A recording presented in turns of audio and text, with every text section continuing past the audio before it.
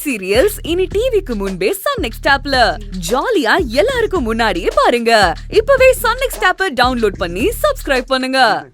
இல்லப்பா, நீ தப்பு பண்ணேன்னு நாங்க யாருமே சொல்லல திரு. ஆனா பூஜா தப்பு பண்ணாங்கிறதுக்காக அவளை உன் தங்கச்சி இல்லைன்னு சொல்லிட முடியுமாடா?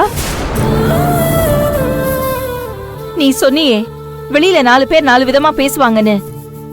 அந்த 4 பேரு நல்லா இருந்தாலும் பேசுவாங்க, நல்லா இல்லனாலும் பேசுவாங்கடா. டேய், தோ நான் இவரை பிரிஞ்சு 15 வருஷம் வாழா வெட்டியா இந்த வீட்டுல இருக்கும் போது என்னை பத்தி என்னெல்லாம் பேசினாங்க.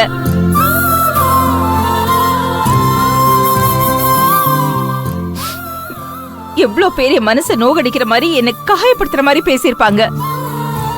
ஏண்டா அதெல்லாம் பொறுத்துக்கிட்டு உனக்காகவும் நம்ம குடும்பத்துக்காகவும் நான் சகிச்சுக்கிட்டு வாழல. என் புருஷன் அத்தனை வருஷம் கழிச்சு என்ன தேடி வரும்போது நானும் உன்ன மாதிரி இதே பிடிவாதத்தோட இவர் வேண்டான்னு போயிருந்தா இன்னைக்கு இவரோட அன்பு எனக்கு கிடைச்சிருக்குமாடா? இல்ல இவர் தான் என் மேல கோவத்துல போயிருந்தாருன்னா இப்படி நம்ம எல்லாரும் இவருக்கு கிடைச்சிருப்போமா?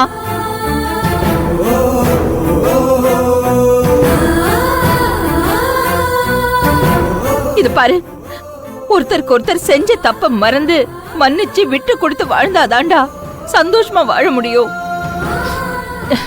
திரு, தப்பு பண்றது மனுஷனோட குணம், ஆனா மன்னிக்கிறது கடவுளோட குணம். பூஜா பாவண்டா, அவ சின்ன பொண்ணு, தெரிஞ்சோ தெரியாமலோ தப்பு பண்ணிட்டா. இந்த நிமிஷம் வரைக்கும் அவ செஞ்ச தப்ப நினைச்சு நினைச்சு நரக வேதனை அனுபவிச்சிட்டு இருக்காடா. அது தெரியுமா உனக்கு?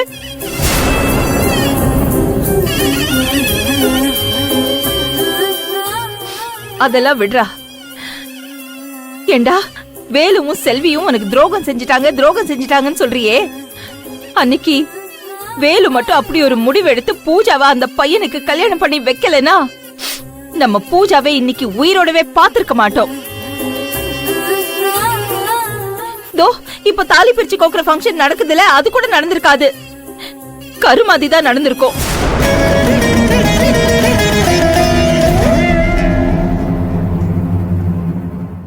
வேலு அலியும் செல்வி அலியும் தான் இன்னைக்கு நம்ம தங்கச்சி உயிரோட இருக்கா, அதை தெரிஞ்சுக்கோ. இப்ப சொல்லுடா, உன்னோட இந்த கௌரவத்தை விட நம்ம பூஜாவோட உயிர் முக்கியமா இல்லையா உனக்கு? சொல்லுடா.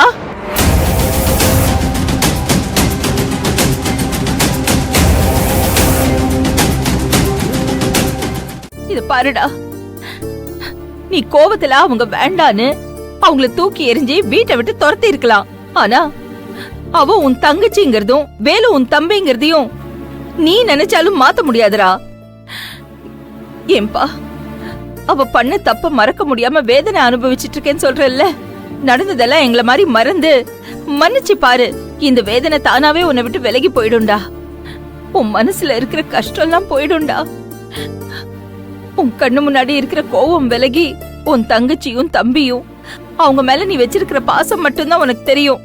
இது பாரு, இப்பவும் சொல்ற, அவங்கள விரோதியா பார்க்காதடா.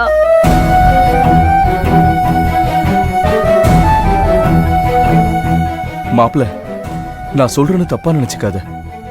தப்பு செஞ்சவங்க எல்லாரையும் ஒதுக்கி வச்சுட்டா நாளைக்கு உனக்கு பிறக்க போற குழந்தைக்கு தாத்தா, பாட்டி, சித்தப்பா, சித்தி, அத்தைன்னு எந்த உறவும் இல்லாம போயிடும் மாப்ள.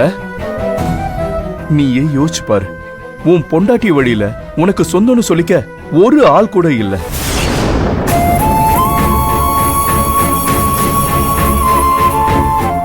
அத புரிஞ்சுக்க மாப்ள. நல்லது கெட்டது எல்லாத்துக்கும் சொந்தக்காரங்க கூடி நின்னாதான் பிறந்த பொறப்புக்கும் வாழ்ந்த வாழ்க்கைக்கும் ஒரு அர்த்தம் இருக்கும். ஆமா பாத்திரு, தேவையில்லாத கோவத்துக்காக உறவுகள் எல்லாம் அறுத்தெறிஞ்சிட்டு தனிமரமா நிக்கிறது இல்லடா வாழ்க்கை. குற்றம் பார்க்கின் சுற்றம் இல்லைன்னு அந்த காலத்திலேயே சொல்லி வச்சிருக்காங்க. சொந்த பந்தம் கூட இருந்த சொத்து சொகலம் தேவையில்லடா. ஆனா சொந்த பந்தம்ல விட்டு போயிடுச்சுன்னா வாழ்றதுலயே அர்த்தம் இல்லடா. இத பாருடா, என்னதான் சொத்து சோகம் பெருசா இருந்தாலும் சொந்த பந்தம் தாண்டா பெருசு. நாங்க இந்த உலகத்தை விட்டு போனதுக்கு அப்புறம் நீ எந்த உரம் இல்லாம நின்னுடக்கூடாதுடா. உன் வாரிசு நின்னுடக்கூடாது. நான் என்ன சொன்னாலும் நீ கேட்க மாட்டேன்னு எனக்கு தெரியும். இருந்தாலும் உன் அம்மா நான் சொல்றேன், தயவு செஞ்சு புரிஞ்சுக்க திரு. ஏமா அப்ப என் பிள்ளைங்களுக்கு உறவுன்னு சொல்லிக்கிறதுக்கு அத்தையா அக்கா இல்லையா, தாத்தா பாட்டின்னு சொல்லிக்கிறதுக்கு நீங்க இல்லையா, சித்தப்பான்னு சொல்லிக்கிறதுக்கு பாலா இல்லையா? இதை தவிர எனக்கு வேற என்ன வேணும்? ஏய் திரு, இப்ப எல்லாரும் இருக்கோண்டா உனக்கு. ஆனா பூஜா பண்ண தப்ப காரணம் காட்டி உன் பொண்டாட்டி சொன்னதை கேட்டு தங்கச்சின்னு கூட பார்க்காம அவளை தூக்கி எறிஞ்சிட்ட.